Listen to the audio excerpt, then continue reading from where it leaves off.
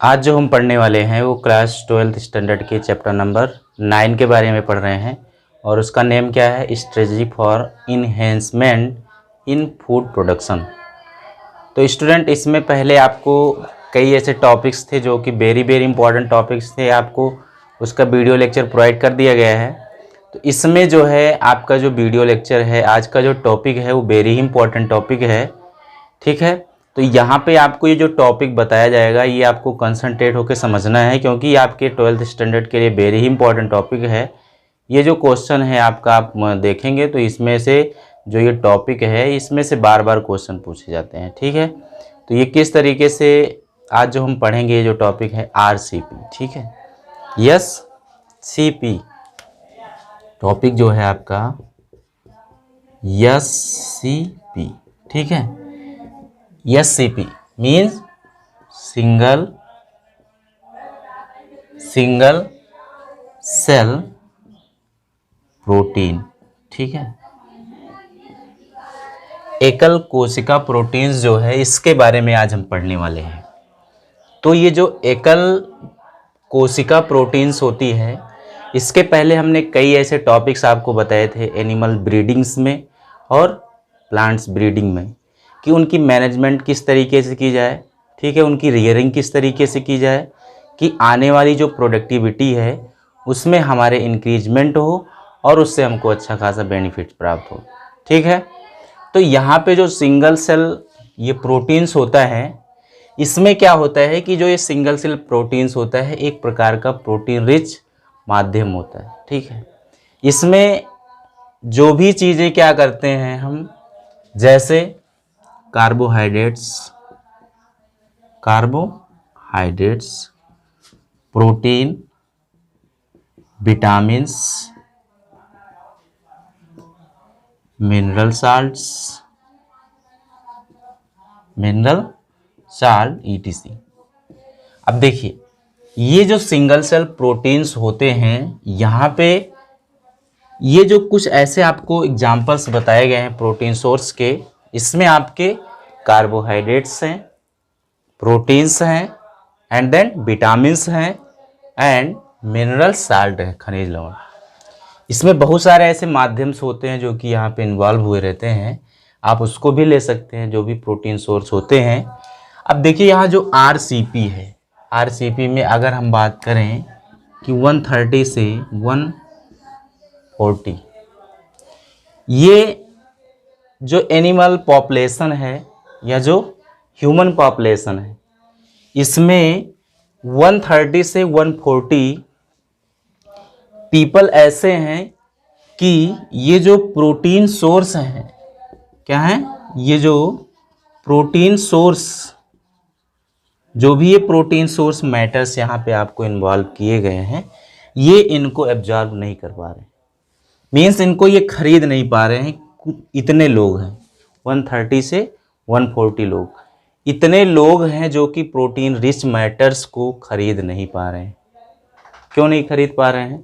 क्योंकि उनकी हील्ड में, उनकी रियरिंग में सही तरीके से जो मैनेजमेंट होना चाहिए वो सही तरीके से नहीं हो पा रहा है। तो हमारी हील्ड में, हमारी मैनेजमेंट में, या हमारी जो भी क्रॉप्स हैं या जो भी विटामिन स्रोत हैं, अगर उसकी हम रेयरिंग नहीं कर पाएंगे, ठीक है, उसकी हम प्रोडक्टिविटी को इंक्रीजमेंट नहीं कर पाएंगे, तो उससे हमको कोई बेनिफिट्स नहीं मिलने वाला है। और जब बेनिफिट्स नहीं मिलेगा तो हमारा जो प्रोटीन सोर्स है उससे हम डिफर हो जाएंगे, ठीक है, उसको हम ले नहीं पाएंगे।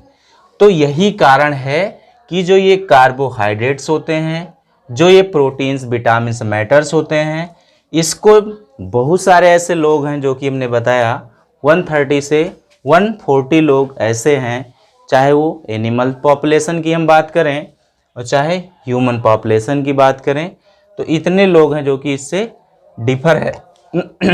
डिफर है वो इनको एब्जॉर्ब नहीं कर पा रहे, ठीक है। इसीलिए ये जो हम पढ़ रहे हैं एकल कोशिका प्रोटीन्स, इसी का एक सोर्स बनाया गया है। क्या बनाया गया है? एक सोर्स बनाया गया है, एक माध्यम बनाया गया है, जिसके द्वारा हम अपने RCP के द्वारा ये जो भी हमने आपको सोर्स बताए हैं, इसको अपने इस प्रोटीन्स रिच मैटर्स को इंक्रीज करके आफ्टर दैट हम उसको ऑब्टेंड कर लें और हमसे जो भी डिजीज हमारे अंदर इन्वॉल्व होती है, अगर हम प्रोटीन रिच मैटर्स को, इन सारी चीज़ों को एब्जॉर्ब करते हैं, लेते हैं, तो हम क्या करते हैं, इन सारी चीज़ों से हम बच सकते हैं और हमको अच्छा खासा जो कार्बोहाइड्रेट्स है, प्रोटीन्स है, विटामिन्स है एंड जो भी मिनरल साल्ट हैं, इसको हम ले पाएंगे। ठीक है। लेकिन क्या होता है कि जो यहाँ पे स्पेस ट्रेवलर होते हैं, क्या होते हैं, जो अंतरिक्ष यात्री होते हैं, वो अपने साथ क्या करते हैं, फॉर एग्जाम्पल की अगर हम बात कर रहे हैं, जो स्पेस ट्रेवलर होते हैं, अंतरिक्ष यात्री होते हैं, वो अपने साथ क्या ले जाते हैं, स्पाई, यहाँ पे लिखा गया है स्पाइरुलियम, ठीक है,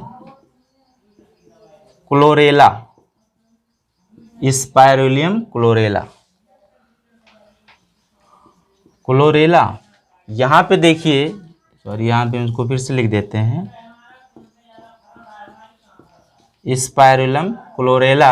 ये देखिए, ये एक ऐसा प्रोटीन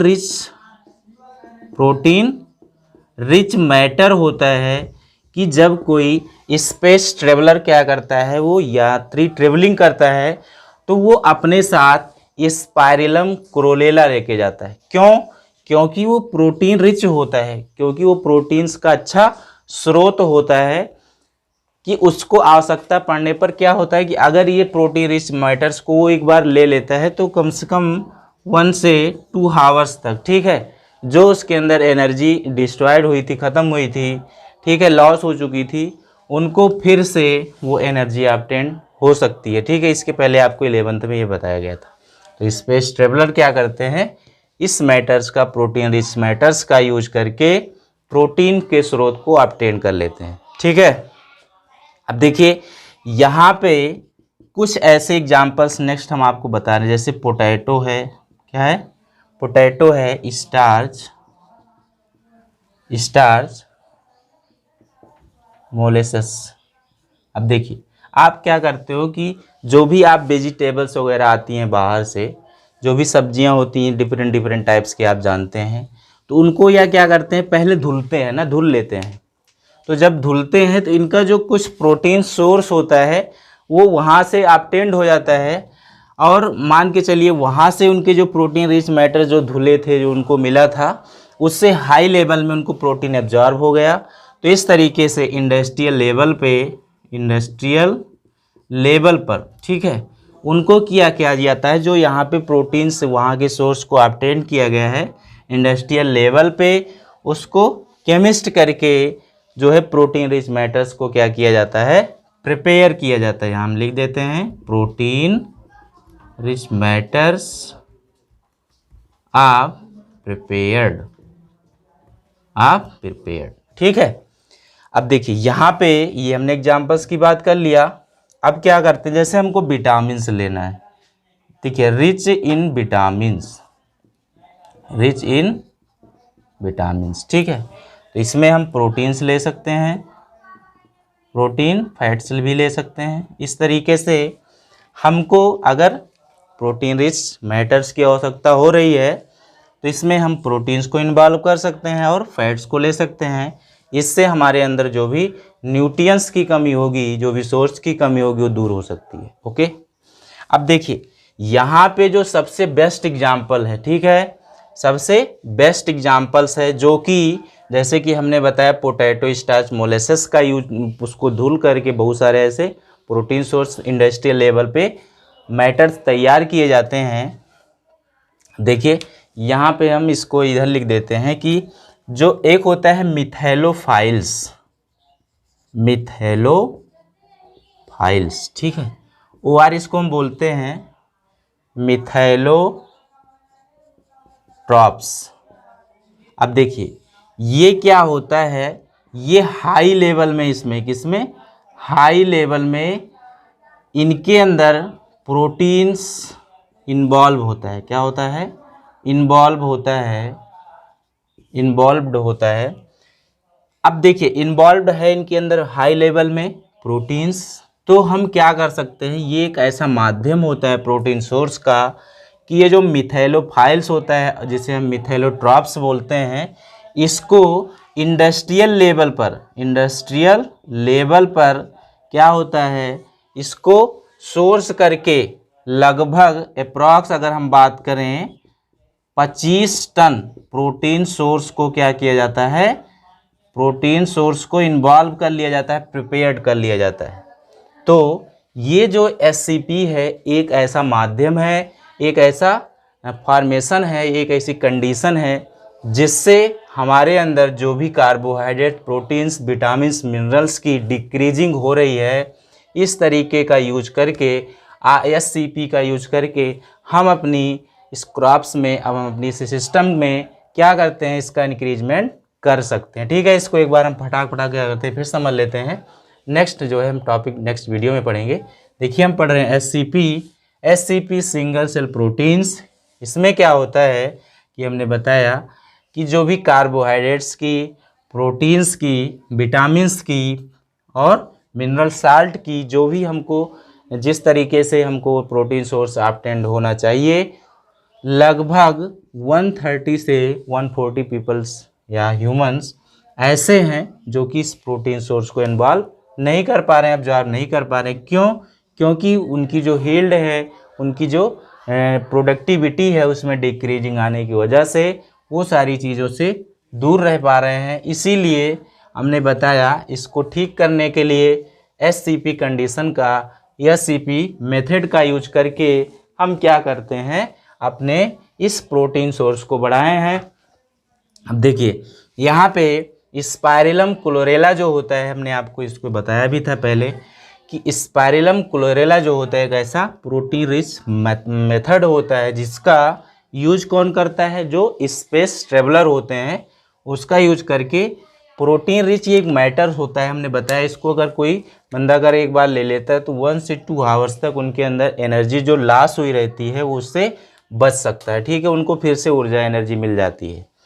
नेक्स्ट जो है जो पोटैटो स्टार्च मोलेसेस बताया गया, इसको क्या किया जाता है, इससे पहले आपके मार्केट में आने से पहले इसकी धुलाई होती है, धुल लेते हैं, तो उससे हमको जो प्रोटीन सोर्स लिक्विड प्राप्त होता है, ऑब्टेन्ड होता है, उसको इंडस्ट्रियल लेवल पे प्रोटीन रिच मैटर्स प्रिपेयर्ड किया जाता है, जिससे आगे जो भी प्रोटीन रिच मैटर्स बनाए जाते हैं उसमें उसकी कंडीशन को इन्वॉल्व किया जाता है। ठीक है, नेक्स्ट हमने बताया अगर विटामिन्स की स्रोत को आपको ऑब्टेन करना है तो इसमें प्रोटीन्स, फैट्स को इन्वॉल्व किया गया, इसका यूज करके हम अपनी इंक्रीजमेंट को बढ़ा सकते हैं, एनर्जी को। नेक्स्ट यहाँ पे एक ऐसा माध्यम हमने बताया आपको कि यहाँ पे जो मिथैलोफाइल्स है वो आर, इसको हम मिथैलोट्रॉप्स बोलते हैं, जो कि हाई लेवल में प्रोटीन रिच ये माध्यम होता है। इसका यूज करके हम क्या करते हैं, लगभग इंडस्ट्रियल लेवल पे 25 टन प्रोटीन सोर्स जो है उसको इन्वॉल्व हम कर सकते हैं और हम अपनी एससीपी के द्वारा जो भी हमारे अंदर प्रोटीन सोर्स की कमी हो रही है उसको इंक्रीजमेंट कर सकते हैं। ठीक है, तो स्टूडेंट इसको आप अच्छे से समझिए, पहले वीडियो को पहले आप वॉच कर लीजिए। आप इसको एक बार नहीं सही 2 बार 10 बार, जितना आपको समझ में नहीं, आप क्योंकि बार बार देखेंगे तो आपको समझ में आ जाएगा। ठीक है, नेक्स्ट अगर आपको इसमें कोई प्रॉब्लम है, कोई समस्या है, कोई डाउट है तो आप कमेंट कर सकते हैं, मेल कर सकते हैं। ठीक है, आप पूछ सकते हैं, इसके पहले जो भी हम टॉपिक पढ़े हैं उसमें भी आपको कोई प्रॉब्लम है तो आप पूछ सकते हैं। ठीक है, तो स्टूडेंट आज के लिए इतना ही, लेकिन स्टूडेंट अभी तक आप हमारे चैनल को सब्सक्राइब नहीं किए हैं, कृपया सब्सक्राइब कर लें ताकि आपको जब यहाँ से वीडियो आपके डे पे डाला जाए तो आपके पास डायरेक्टली पहुँच सके। तो स्टूडेंट आज के लिए इतना ही, थैंक यू क्लास।